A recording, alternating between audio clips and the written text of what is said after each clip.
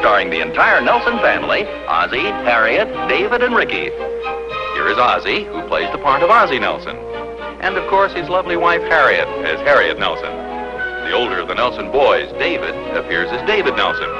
And his younger brother, the irrepressible Ricky, played by Ricky Nelson. The Nelsons' next-door neighbor, Thorny, is played by Don DeFore.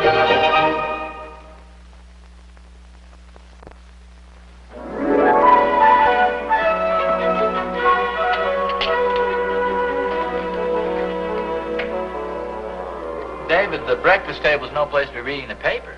Well, I wasn't reading it, Pop. I'm just looking at the pictures. Well, what's the difference? Looking at pictures or reading, it's the same thing. Now, we should tell that to my teacher. If you boys are finished, David, why don't you take your paper in the living room? Well, we were just waiting to help you clear off the table, Mom. Isn't that nice of us? Well, this sounds to me like the old familiar brother act of yours. The song and dance for the allowance advance. This isn't the old act, Pop. Heck, no, this is a new one. Getting out of the play for the PTA. Oh, what play is that? Oh, the PTA is putting on a pageant, and they need some extra boys. Oh, looks like you two guys get hooked, huh? Yeah. Whenever they need mountains or houses, they just paint them on a big canvas curtain. Why can't they do the same with the boys? Yeah, that's a thought. What's the name of this play, Harriet? Oh, it's called Robin Hood and His Merry Band. Holy smoke, a musical? Don't be silly, Ricky. I think you'll enjoy it. We'd enjoy it a lot more if we were sitting in the audience. Oh, come on. Now, it ought to be a lot of fun. Just think, you get to wear a costume and carry a bow and arrow. Yeah, it's a neat idea. If anybody in the audience throws something at you, you can shoot back. That's a novel thought. Well, then when Mrs. Pennyfeather stops by this afternoon, I'll tell her you volunteered, huh? Volunteered? If you ask me, we've been drafted. Hey, do we have any apples around here, Mom? Well, yes, dear. There's some in there on the coffee table, I think. Don't tell me you're still hungry. Oh, no, I don't want to eat it. I want to see if I can shoot it off David's head. That kind of a dirty trick, roping the poor kids in on a PTA pageant? Oh, I bet they get a big kick out of it. Besides, I'm a member of the committee. How would it look if my own boys weren't in it?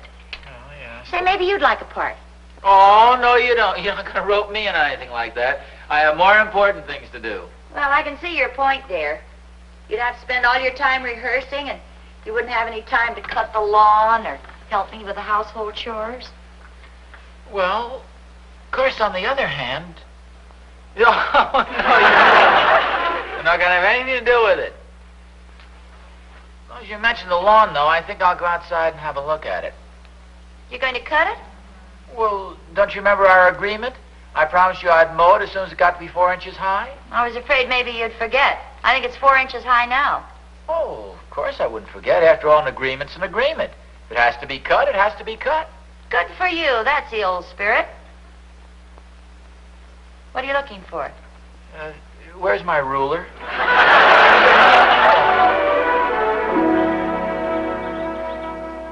Hi, Oz. Oh, hiya, Thorny. What are you doing with the ruler? I'm just measuring the lawn. Oh, tired of green, huh? Gonna have slip covers made for us? No, Harry and I have a little agreement. When the grass gets to be 4 inches high, I cut it. Yeah? Well, it looks like that to me. No, it's 3 5/8. I just measured it. Oh. Say, you know, this isn't a bad idea. I think I'll work out a deal like this with my boy, Will. I'll cut the grass when it's 4 inches high. Well, where does Will fit into the picture? Well, he can cut it when it's 3 inches high.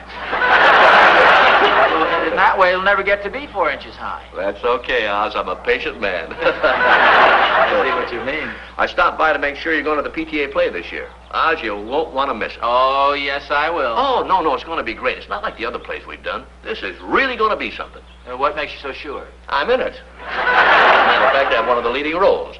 However, I didn't stop by to brag, but as long as I'm here on it as well. This is actually a fact? You're going to play one of the leading roles in the Robin Hood pageant or play or whatever it is? Yea, verily, 'tis written in the stars. Just answer yes or no. I can't, Oz. I'm an actor. Oh, what a play that's going to be.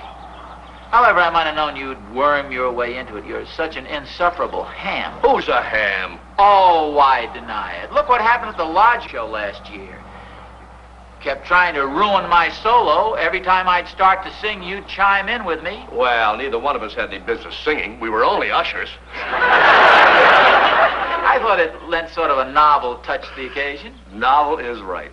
It's the first time I ever heard of the customers throwing out the ushers.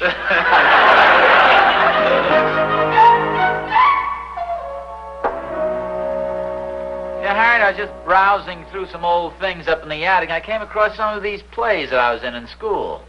You know, I just don't get this sudden change in your attitude. When I told you about the play this morning, you weren't at all interested. Oh, well, I got to thinking it over, and I figured I should do my share for the PTA.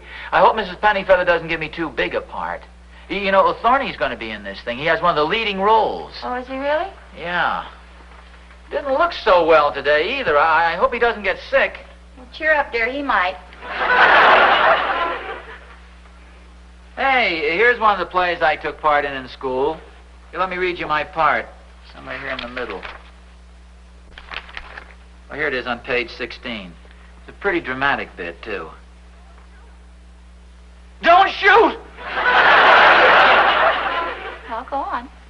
Well, that's all. He shot. Well, that was short. Started on page 16 and ended on page 16. Well, yeah, it wasn't a long part as far as lines were concerned, but I was through the entire play as a result of it. You see, after the guy shot me, I rolled under the dining room table, and then I lay there during Act 2 and Act 3.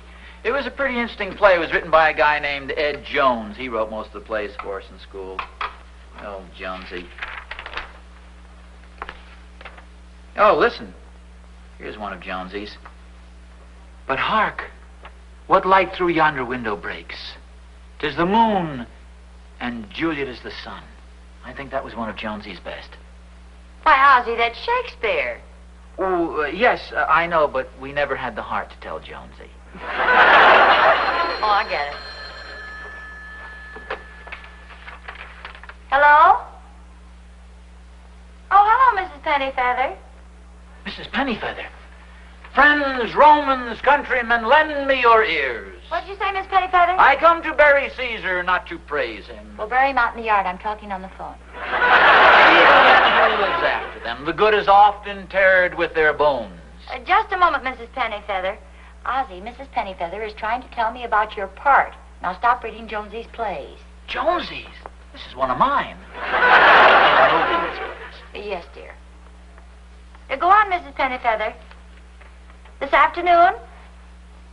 Oh, what part? Oh, well, yes, I'll tell him. Yes. Oh, I'm sure that'll be fine. He just wants to do what he can for the PTA. All right, goodbye. One of the leading parts. I can tell by the look on your face it's one of the leading parts, and you hate to tell me. Well, you're right in a way. I do hate to tell you. The part of Robin Hood, the lead? Well, no, it's not quite Robin. It's more like Dobbin, Uri's horse. A horse? Well, that's a fine thing to do. But, dear, you only wanted a small part. You said yourself you didn't want to lead. Well, you didn't really believe that, did you? Well, no, I didn't, but Mrs. Pennyfeather doesn't know you as well as I do. A horse. And probably just an ordinary horse, too. Not even any lines to say. There's one consolation. You're the front half. I'll bet you'll be very good in it. Oh, yes. I'll probably do such a good job that next year they'll do Tarzan and promote me to a monkey. Come on, dear. Help me finish setting the table. Harriet, stop leading me by the necktie. Well, I thought you were in a hurry for your lunch. Oh, you don't have to fix any lunch for me. I think I'll just go out in the yard. There's 3 5/8 inches of nice grass out there. Nice green grass. If anybody wants me, I'll be grazing.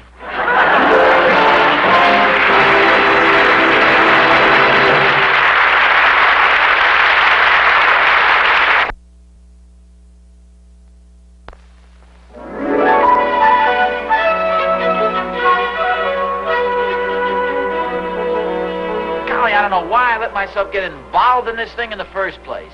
Well, why don't you just call Mrs. Pennyfeather and tell her you don't want to play the part? What could I say? Well, tell her you just don't want to play it. It's the truth, isn't it? Oh, yes, but I mean, that seems like such a cowardly thing to do. Hey, I have an idea. Why don't you call her on the phone and tell her I can't make it because I'm sick? I will not. Will not. See, the worst part of it is this Thorny has a leading role in the thing, you know. Well, you could have had a better part last week. Why didn't you volunteer then? Well, because I didn't know Thorny was going to be in it then. I didn't find out about it until yesterday. Hey, Mom and Pop, we've memorized our parts. You want to hear us? Sure, go ahead. Don't forget yours this time. Don't worry, I won't. Okay, you ready? Ready. 1, 2, 3. Hooray for Robin Hood! How do we sound? Oh, that's very good. Isn't that good, dear? Yes. Your father's going to be in the play, too. No, Harriet, please. Oh, are you, Pop? What part are you going to play? Well, I'm going to play sort of a character role, David. Oh, are you going to be Robin Hood? No, but you're getting warm. Perhaps I should explain the entire deal so you guys won't think what I'm doing is completely unimportant. Now, true, I'm not playing the part of Robin Hood. He's the big man. But for every big man, there's a little man.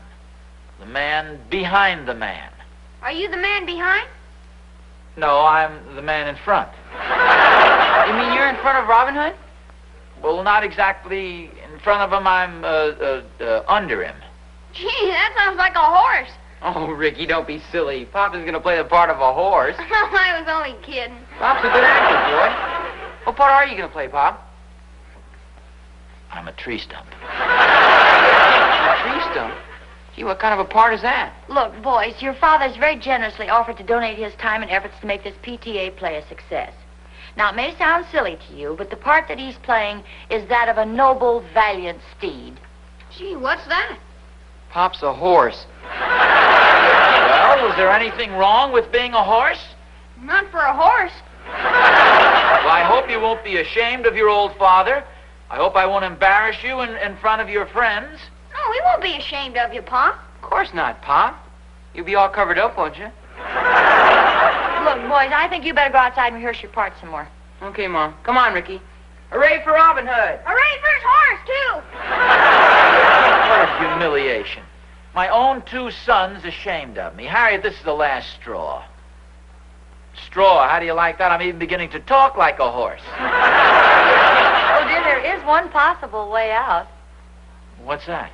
Well, I was talking to Mary Dunkel, and she said that Dunk's awfully disappointed with his part. Maybe he'll trade with you. That's all I want to know. I'll phone him right now. Hey, wait a minute. Look, there's always the possibility that his part may not be as good as yours. As good as mine? Harriet, what in the world could possibly be more humiliating than playing a horse's head?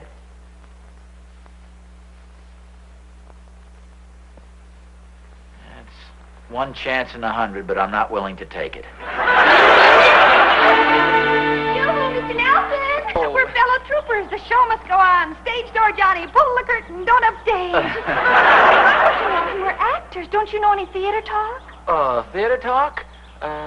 Two in the balcony, please. No, Mr. Nelson. If you're going to be an actor, you've got to know the language of the theater. It's the language of grease paint and wigs, of costumes and backdrops, of color and laughter, of tears and cheers, of blazing marquees and dust-covered posters, success and failure, curtain up, curtain down, spotlights, floodlights, footlights. That's the language of the theater. Lou, that's beautiful. Being an actress is so exciting. I'm playing the part of the innkeeper's daughter. What part do you have? Well, if you're the innkeeper's daughter, I'll be seeing you. Are you one of the men who work at the tavern? No, but I sort of hang around the tavern a great deal.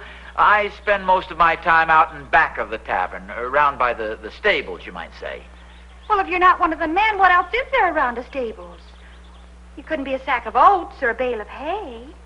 No, not exactly, but you're getting warm. A little hint.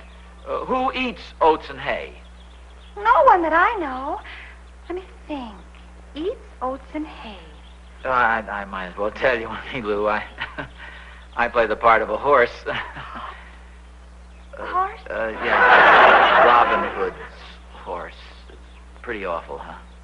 Well, I think that's wonderful, Mr. Nelson. That's a very important part. You'll be on stage just about all the time, galloping along, your horsey muscles rippling in the footlights, your long, graceful legs stretch out as the spurs bite into your ribs. Oh. Faster, faster. Whack, whack, whack. There's a high fence. You gotta jump it, old horse. No, wait, Robin Hood. I'll go around and open the gate. I can just see you, Mr. Nelson, racing along, your head held high, Robin Hood bouncing up and down on your broad back.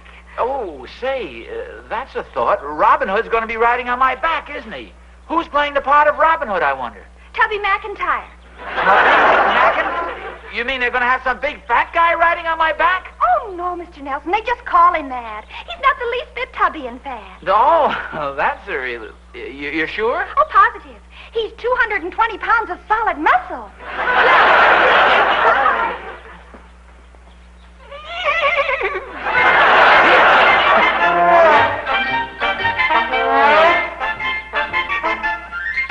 Hi, Thorny. Hi, Oz. I got some interesting news for you.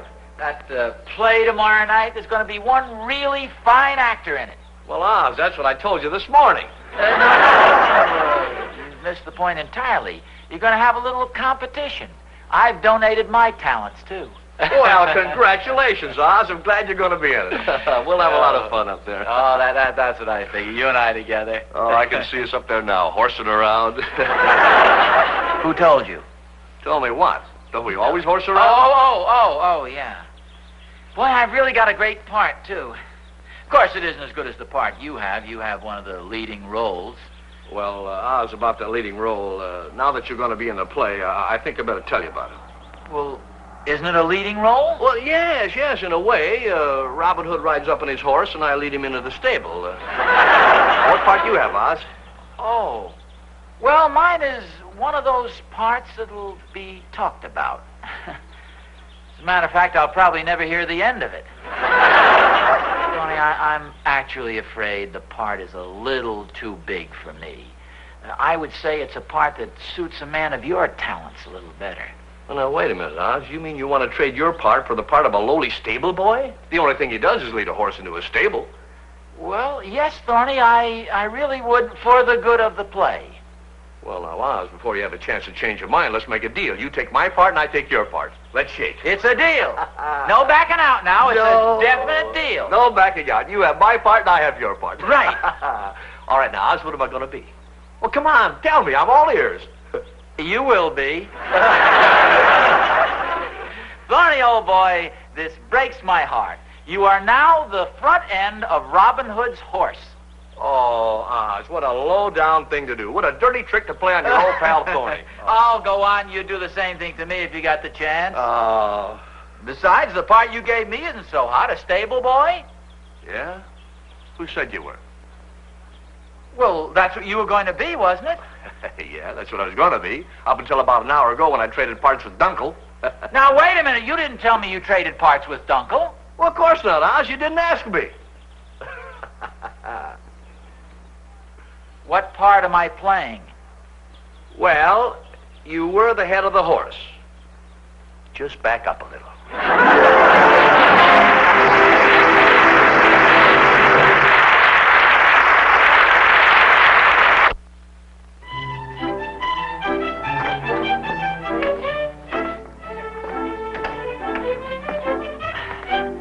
Hi there. Oh, hi. I've been looking all over for you. Oh, Thorny and I took a little stroll downtown.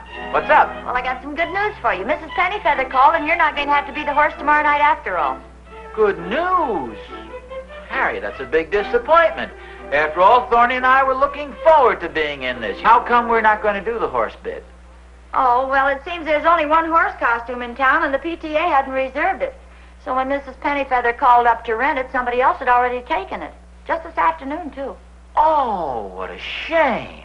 Yes, dear? We're not going to have hamburger for dinner, are we? No, we're having pork chops. Why? Oh, boy, I sure am glad of that. I was worried. Well, since when have you been so concerned over what we have for dinner? You know what I found out in the garage? Oh, Rick, look, you're No, interrupting dear, what did you find out in the garage? The skin of a horse. See, I was afraid we were going to have hamburger for dinner. The skin of a horse. What a coincidence. Okay, Harriet, I'll admit it. Thorny and I went down there and rented the horse outfit. You ought to be ashamed of yourself. It certainly would have left the PTA in the lurch if they hadn't decided to eliminate the part of the horse anyway. Now, wait a minute. You mean to say they were going to cut out the horse bit even if they could have rented the costume? Mm-hmm. Mrs. Pennyfeather decided it cost too much money. Well, that's a fine thing. Thorny and his bright idea cost us $20. You sure it wasn't your idea? Well, we both got the idea, but after all, he's the horse's head. He's supposed to have the brains. Well, anyway, you were left out of the play. Yeah, we're out $20, too. Oh, I'm going over and get Thorny. Would you ask David and Ricky to come outside in the back, please? Well, yes, dear, but what for? Well, I just thought they might like to witness the most unusual sight. A horse taking turns kicking himself.